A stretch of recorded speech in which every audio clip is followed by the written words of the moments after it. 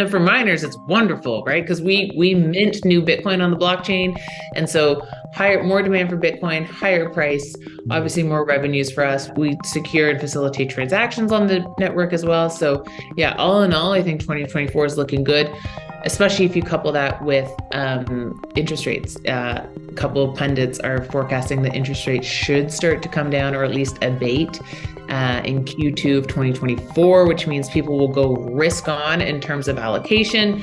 So yeah, I think we're heading into a very, very sexy cycle.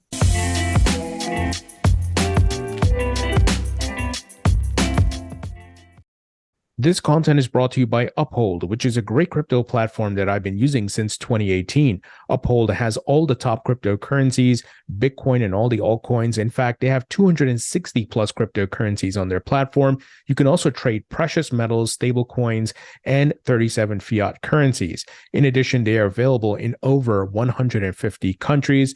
And this platform is fully reserved. They do audits, so you can trust that your funds are safe, no commingling, no lending out your funds. If you'd like to learn more about Uphold, please visit the link in the description. Welcome to the Thinking Crypto podcast, your home for cryptocurrency news and interviews. With me today is Sue Ennis, who's the head of investor relations at Hut 8. Hut 8 recently merged with US Bitcoin Corp. I think that merger is happening today. Is that correct, Sue? Yeah, hi guys. So thrilled to be here. We actually closed our merger last night after market close as a new co-company, and shares start trading on Monday. And we have one of the largest amounts of hash rate under management now. So looking forward to getting into the industry and everything with you. Yeah, that's exciting. So lots of questions around that. But before we get there, tell us about yourself. Where you're from? Where'd you grow up? What's your professional background? Yeah, so I'm from Canada. Hut 8, our head office here is based out of Toronto. I'm from Canada. I lived in Toronto my whole life. My professional background is actually financial services. And how I ended up finding Bitcoin and crypto and decentralized ledgers was in 2016, after being incredibly disenchanted and quite frankly dead inside, watching some of the prehistoric technologies and processes that were effectively underpinning the financial services system in Canada. And so that's when I started learning about decentralized distributed ledgers. That's when I obviously started learning about Bitcoin. But the real tipping point for me, so I left the financial services industry in 2016 and like worked my ass off for 9 months to try and convince the crypto OGs here in Toronto to hire me. And a lot of them, initially just assumed I was another like financial D-bag jumping on the bandwagon. But then I ended up getting hired at a company called CoinSquare, and I helped start their wealth trading desk. This is in 2017. But the real tipping point for me in terms of Bitcoin and blockchain was I did this jungle survival course in Amazon Guyana Hmm. in May of 2017. And it was me and these two trauma therapists, this logistics engineer for Doctors Without Borders, and then like an ex Navy SEAL officer. The five of us were just learning to live in the jungle for 2 weeks. And it was like not pleasant. Anyhow, so there's a lot of ways for like first world people to get into trouble in the jungle and to mess up. So we actually had this tribe that followed us around for 2 weeks. Wow. And what's really interesting is they lived in Amazon Guyana, and a lot of them had zero identity and identification in the sense that they had no idea when their birthday was, no driver's license, no passport, but they all had cell phones. And then at the end of the tour, the leader actually asked to be paid for his services in Bitcoin. Wow. And so that to me was my like that was when the real tipping point about the utility of this technology hit me, because I think in North America in particular, a lot of people think about how or talk about how crypto's for speculation, it's gambling, it's a casino, this, that, and the other. I think that having trusted institutions is a privilege, not a right. And so when you look outside of North America, you look at countries like Argentina, 50 million people, Turkey, Venezuela, millions and millions of people living in these crazy inflationary environments, or again, the I think it's gone down. I think now it's like 1.3 billion people that are operating without any formal identification, ergo completely cut out from the traditional financial services system. How the utility of Bitcoin and distributed ledger for those demographics is, to see it happen in real life was extraordinary. So that was a tipping point for me. That's when I was all in, and this was back in 2017. And now I've been here at HUT. My 3-year anniversary is actually in a couple of weeks. And yeah. Wow. So a couple things there. I'm originally from Guyana. Amazing. Yeah, but in No, like, the actual city, Georgetown, and near the coastline. But I know what you mean. Like in the interior of the country, connected to the Amazon, there's like a lot of different tribes and people who live in the old way. That's like deep interior. We started in Georgetown, but then we took a 4-hour plane ride and then a boat ride to get to like our starting camp. So and it's wild that they knew about Bitcoin. It was crazy. Is incredible. So I have to ask you, because you're a Canadian, and there was the Canadian trucker situation, and that brought up to what, your point, Bitcoin, and something that's outside of the governments, and a truly decentralized currency that sits on the internet. What was your thoughts on that, and Bitcoin becoming a solution to many of those folks? About, people expressing a point of view and then being called terrorists, I think was crazy, and bank accounts being frozen. But I think in general, the fact that, Bitcoin actually does facilitate auditing and accountability and traceability. So if you look at some of the recent rhetoric around funding for Hamas in the war that's happening right now with Israel, the data was grossly overblown by the media in terms of like how much funding was going towards terrorist financing. And the reason why we were able to prove that is because of companies like Chainalysis, like TRM Labs, like Elliptic, the technology to actually trace wallets and activity has certainly become more sophisticated. And so, and it's also led to the rise of citizen surveillance. So they're actually apparently when the war first started, Israel versus Hamas, there actually was an uptick in citizen-led surveillance. So people watching 24/7, working with law enforcement officers to see which wallets had activity and were going to mixers potentially from, different areas, nefarious areas tied to Hamas. And so I think the utility to empower marginalized people is absolutely there, but that this isn't sort of a free-for-all. There's still a lot of sophisticated technology that can be used to audit to make sure that the right tools are in the right hands and that funds are going for the right purposes. So I didn't really answer your question there, but that's sort of my opinion on all of it, that it's sad to see people pointing the finger at crypto as terrorist financing when that's not actually the case. And also, I actually read a stat the other day that, something like 2% of US dollars in circulation are actually used for terrorist financing. And if you look at the amount of fines that banks like Bank of America, JP Morgan, have paid over the years for money laundering that they didn't know they were doing, it's in the hundreds of millions of dollars. So why aren't we looking at them? They seem to have a history of participating in this as well. So anyhow.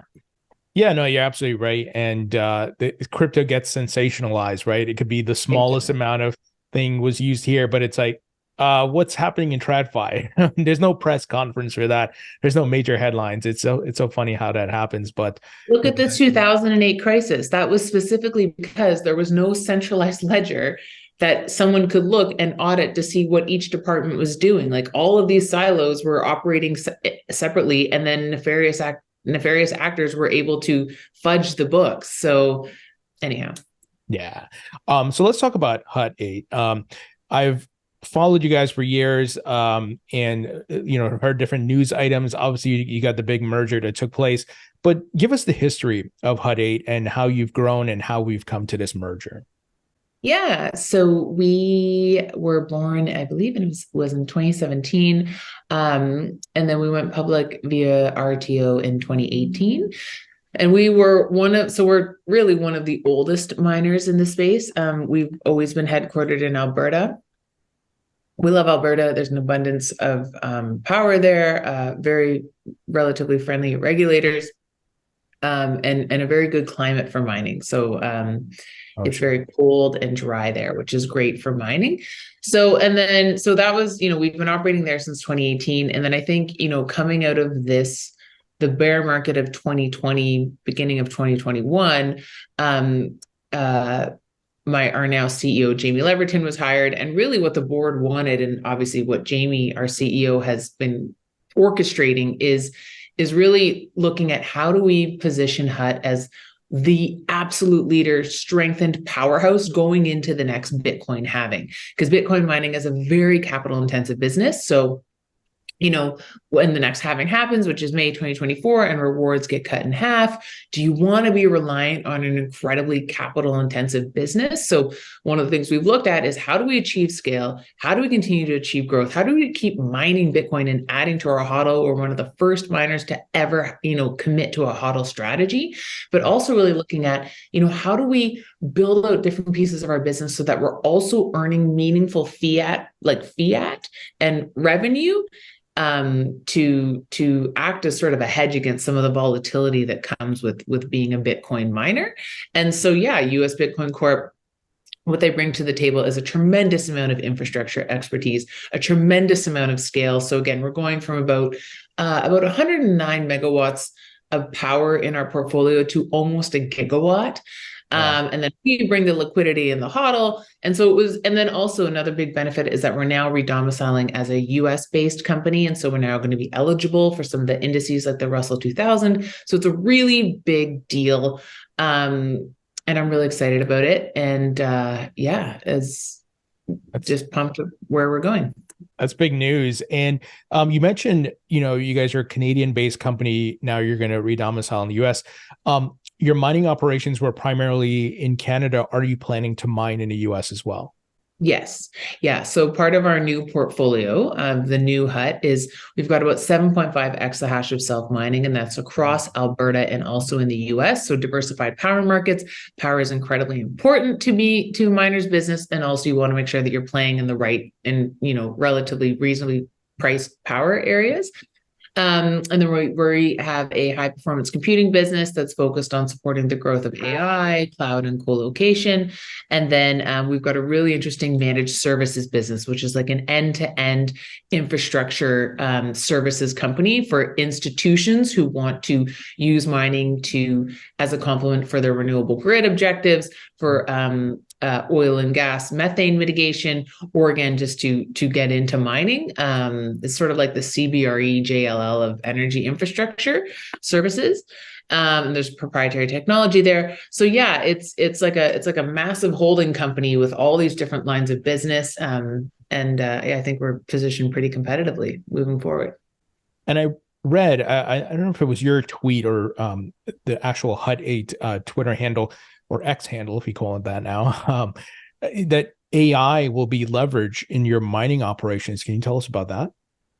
Yeah. So AI, there's a really interesting place for miners in the AI space. I'm sure you've seen a lot of our competitors come out and talk about how they're going to get into AI. So one of the things that's really different with AI compute, with AI GPU compute, is that it's not as latency sensitive and doesn't require the same amount of 5.9 reliability that a lot of data center applications do need.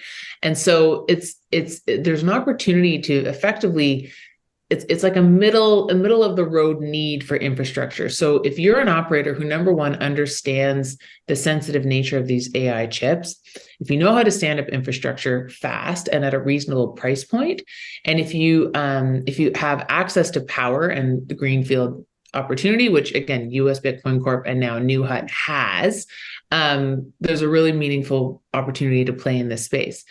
And so yeah, we've we've already got the data centers, we've got the greenfield opportunity, or we've got the greenfield space as well. We've got our hold on the power markets, and we've actually also placed a stalking horse bid to buy another 310 megawatts of power in Canada here. So all of those things are pretty supportive for us to continue to capture upside in other iterations of compute like AI.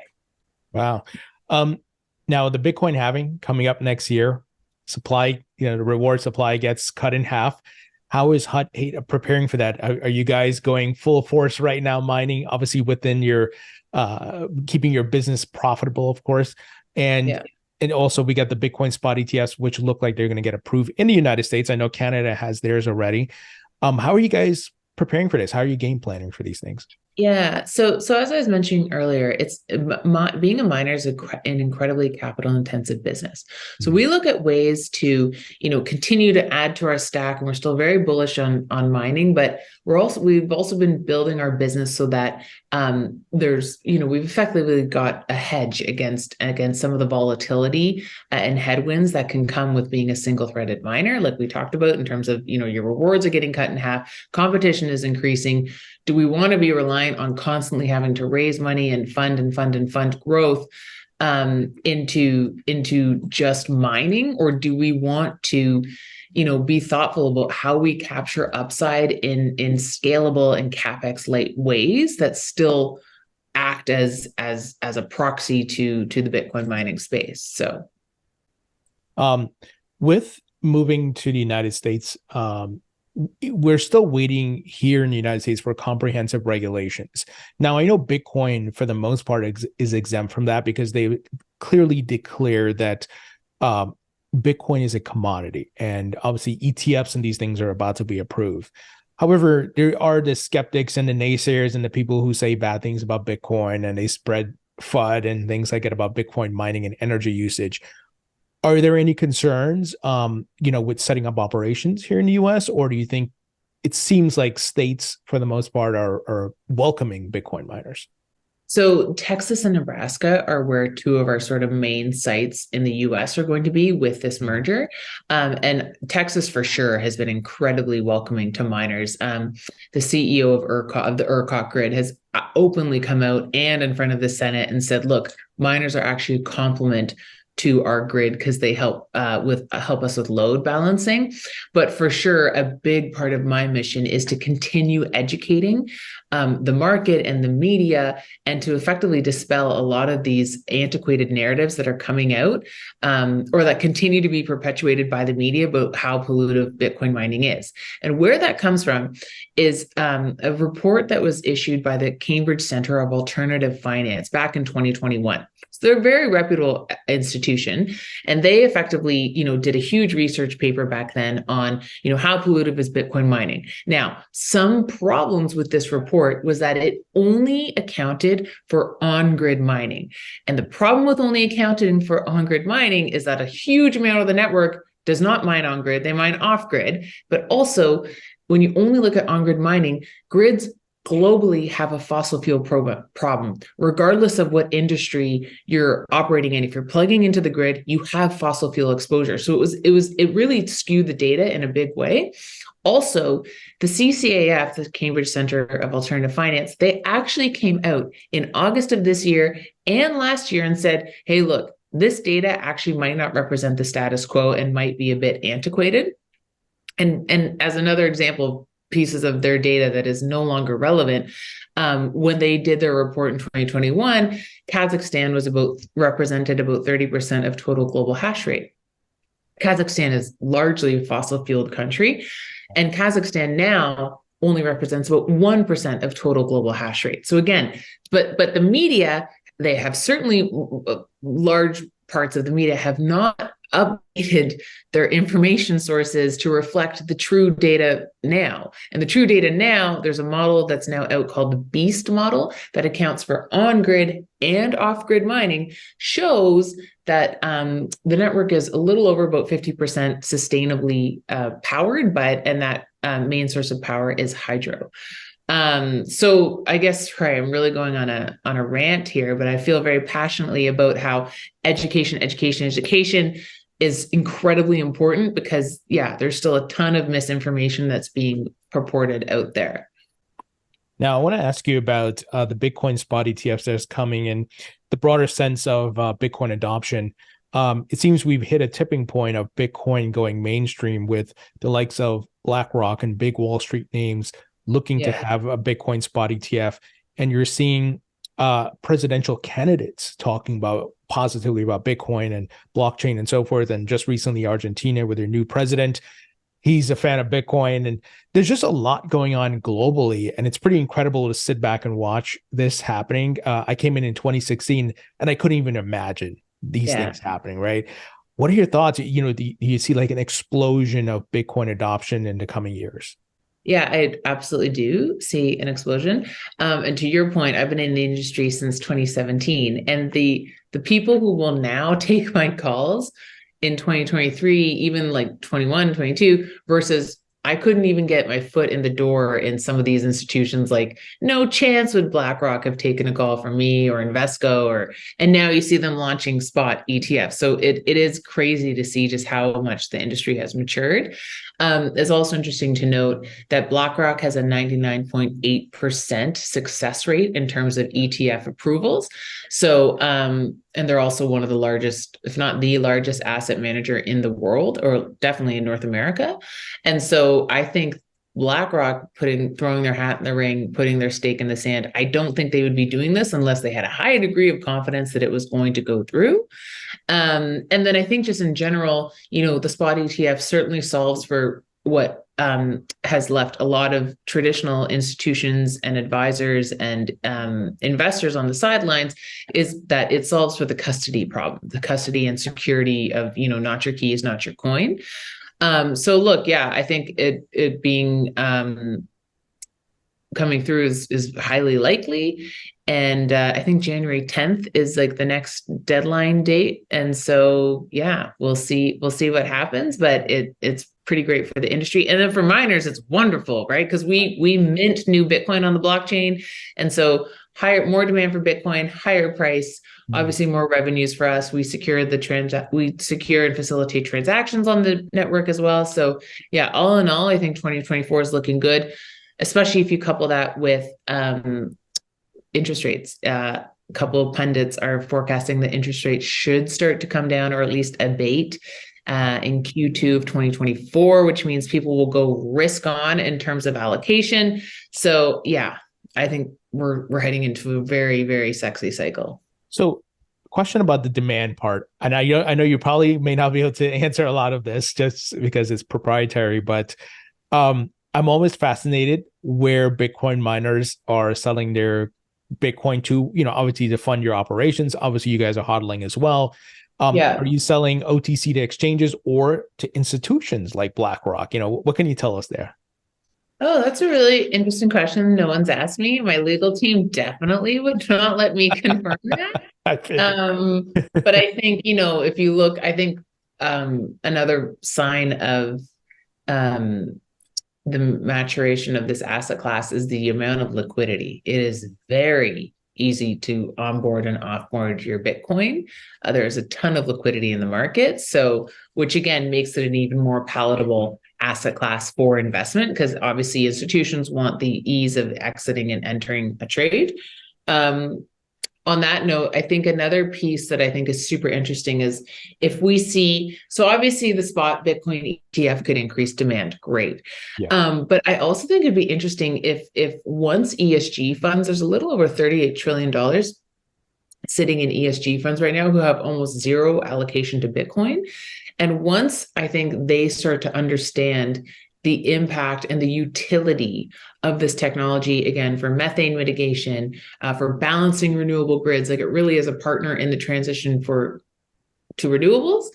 I think that we could start to see some allocation from that demographic, and even like a 1% allocation from ESG funds into Bitcoin would raise its market cap to like north of 1.6 trillion. And institutions and pension plans need to see an asset class that has at least $1 trillion market cap in order for that to be palatable for them. They need to see the liquidity. So it's all sort of, related. And I think, again, we've got a really exciting couple years coming ahead for us. Hard question on the ESG front.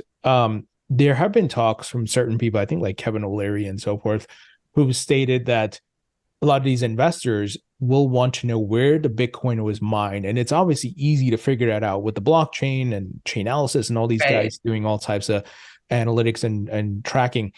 Do you think that plays a factor? Like Bitcoin mined, just as an example, in China or in Kazakhstan with, old energy and whatever, right? Or non-clean energy.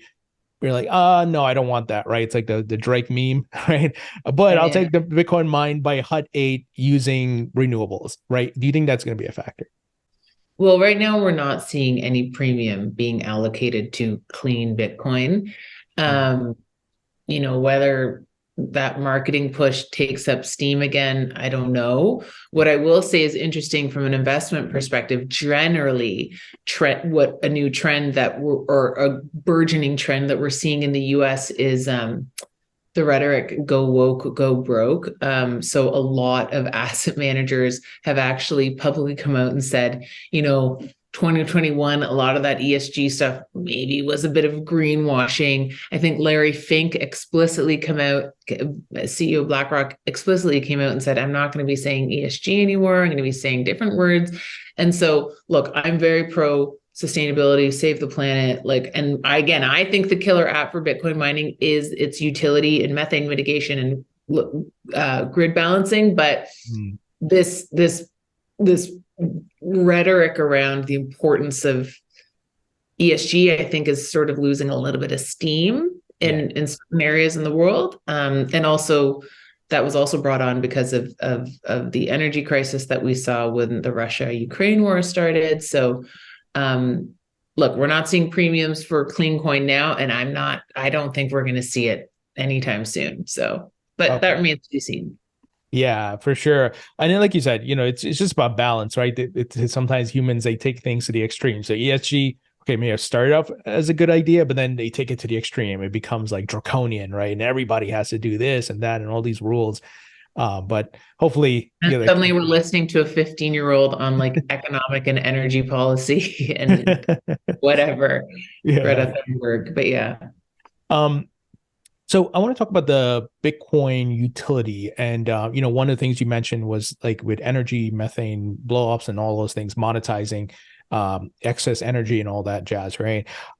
There are folks looking to build a Lightning network to help improve day-to-day utility. So if I want to go use Bitcoin, Mhm. spend some Satoshis to buy something, what are your thoughts on that? Obviously, the Lightning network still has grounds to break here to get global adoption, but any thoughts on that aspect, or you think Bitcoin stays as digital gold?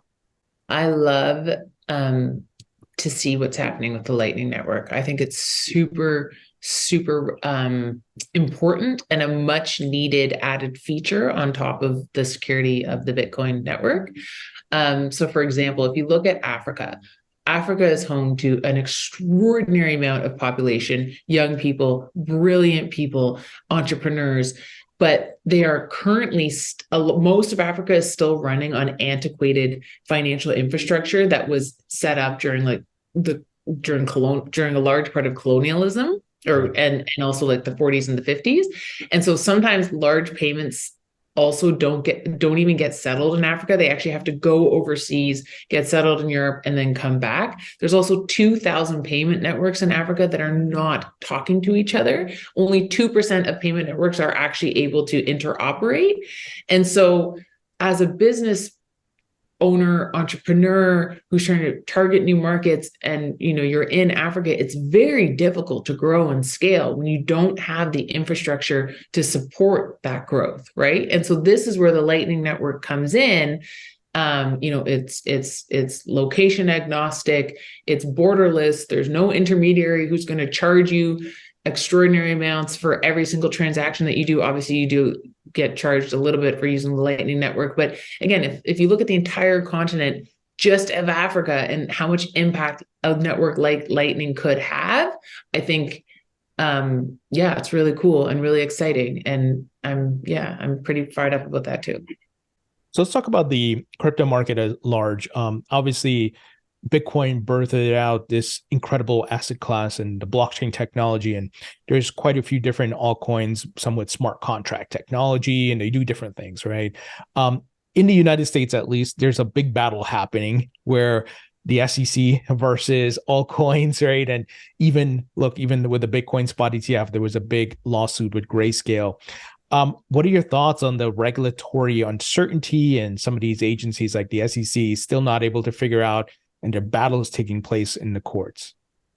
Yeah, so I do think the Ripple lawsuit was certainly a win for the industry in the sense that it wasn't regulated out of existence, and the court was able to delineate, okay, you were fine to sell it to institutions, but you shouldn't have sold it as a security to uh, retail investors, or maybe it was the other way around. I'm Oh yeah, getting the the outcome reverse. Yeah. mixed up. Yeah, the other way around. But point is the fact that there was um delineation and that it wasn't regulated out of existence, I think was pretty bullish for the industry. Also, most of us in the industry, we welcome regulation. We welcome a rule book and parameters and guideposts for us to operate and innovate within, right? Like no one really, or most people don't want to be on the wrong side of the law. Right. And so we welcome the opportunity for discussions and cases like the Ripple case to at least get us a little bit closer to a framework that we can all freaking use so that we can innovate more thoughtfully and safely. So I'm not really answering your question because I don't really have an answer for it, but that's just, one of the things that I think is positive about the Ripple outcome. What are your thoughts on NFTs? And look, we know it started with JPEGs, and look, there's a collector's market, right? There's a market for that. But then we want real world adoption with insurance contracts and your deed being put in NFTs and whatever. And then there's like Taproot wizards on the Bitcoin blockchain and so forth. What are your thoughts on NFTs and how that technology could be used in the future? Yeah, so we're certainly seeing a trend towards tokenization of financial services, but those, for the most part, are going to be closed private permission systems. But like basically, almost every large financial institution in North America and in Europe is looking at, how do I tokenize trading? How can I tokenize like assets on a ledger? So that's obviously different than NFTs, but it's a similar vein of utility using distributed ledger, right? So we're definitely seeing a trend there, including CBDCs, etc.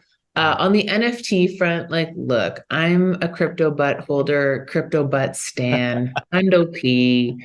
My guy has a little cowboy hat.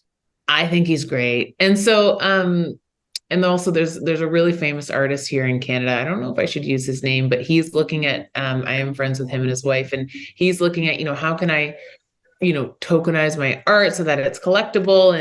And again, I think it is a real empowerment tool for creators, because the ability for your art to be passed along, but you still get a commission, you still get royalties effectively for creating your art. I love that. I think that's really meaningful utility. But again, whether or not it takes off in the next bull market remains to be seen. I'm certainly holding on to my crypto dick, but I have a bull too of some sort. I don't know if those guys are ever going to come back, but we'll see. Anyhow, and then just thinking about how that operates, for example, for in-game assets and skins and stuff, it's I definitely think there's a market and a potentiality for NFTs to really blow up again. But I think we're going to need, again, I think we're going to need to see interest rates come back down pretty meaningfully for people to go up the risk spectrum and start playing in the more esoteric asset classes like NFTs. Yeah, you're absolutely right. And the other thing I was thinking about, as you mentioned, it's beneficial for the artists, but also beneficial for a lot of people who can get a fractionalized part of it, of artwork, and for the first time be able to do that when they couldn't before, because they had to be accredited, or they had to spend a ton of money, but they can buy just a small part and share in the rise of the value of the artwork and things like that. Yeah. So on the note of tokenization, you got stable coins on the rise. PayPal launched their stable coin. It's, I don't know how many institutions, maybe Amazon's next, who knows. And And then you got CBDCs coming into the mix. Now, Mhm. CBDCs, a lot of people are worried about that because of the potential control the governments would have and take away rights Yeah, and the so forth. surveillance. Yeah. Yeah. But do you see it as like, I see it as both pros and cons. Like governments doing this will educate the public. They'll learn about blockchain. It actually might help usher more people to Bitcoin and crypto. But then they have this lever they can probably pull and take away your money and silence you and all those things. What are your thoughts on that? Yeah, I'm in your camp that I definitely think it comes with pros and cons. I'm definitely like a techno optimist, so I think it's going to be a good thing in the sense that I do think it will make people more comfortable with digital money, with digital wallets, with um yeah, just greater uh understanding and experience of interacting using blockchains and tokens and whatnot. And again, in turn, that is bullish for education on the other iterations of digital money. So I think it's a good thing. But for sure, there's definitely a question about surveillance. Um, you don't want a situation where the government can see everything that you're doing. Um, but yeah, I think as with any technology, there's pros and cons, and I'm personally pros, so we'll see. Yeah, and the good thing is I try to remind people at least we have an alternative. Like you don't necessarily have to use a CBDC once it's introduced. I'm sure in one way or the other you'll probably uh use it in passing, but it's not like I have to put my entire wealth in CBDCs. We have Totally. Bitcoin, right? We have these other alternatives that you know what, after the CBDC, I'll send you some Bitcoin right now, right? Yeah. So at least Well, have these. and also the ability to distribute government services more efficiently, right? Like if welfare checks, if tax reimbursements can be done in a more efficient manner versus people who really need their income or want their tax returns, for example, having to wait weeks, if not months sometimes. Yeah. Um, like technology like CBDCs does solve for that.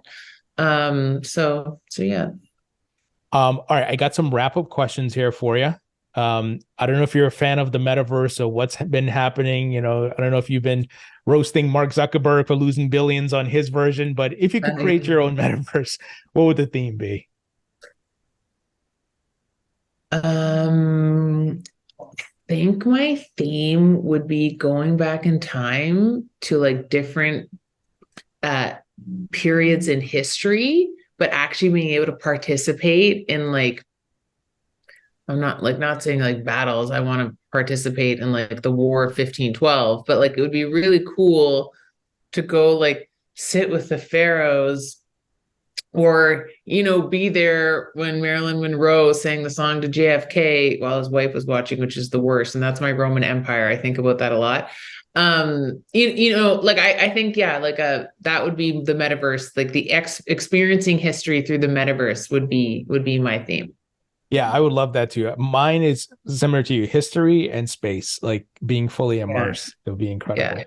Space would be Um, super cool. The ocean would also be really cool. Apparently, there's like 80% of the ocean hasn't been explored yet. oh That yeah. would be cool. Yeah, But like, anyways. I think what was it called? The Mariano Trench or something like that. It's like where all Yeah, they have. Mariana's Trench, I think. Yeah. Yeah, where it's like the deepest part of the ocean. There's all these fascinating creatures and like Yeah. the weirdest creatures, but it'll be fascinating to go see that. Um, okay, rapid fire questions. Favorite food? Sushi. I'm in a real sushi stage right now. Favorite musician or band? Oof. So I like old school stuff. I love Wu-Tang. I Oh, love Wu-Tang. Beastie Boys. Daft Punk isn't OG, but like Wu-Tang, Beastie Boys, Daft Punk, like that's yeah. sorry for you that I always remember my and one of my friends in junior high school had the 36 chambers cassette tape, and Nice. I Nice. borrowed it, made a copy of it, dubbed it. It was Totally. yeah. Yeah, yeah, I'm of the vintage who also made cassette tape copies. Yeah. Yeah. Favorite movie? Um, you know what? I don't know if I have a favorite movie, but I will say one of my favorite directors is Guy Ritchie, Hmm, and Baz Luhrmann. Those are my two sort of favorite directors. I like what they come out with. nice. And favorite book? Favorite book, Ayn Rand, The Fountainhead. And when you're not working at HUD 8, what are you doing for fun?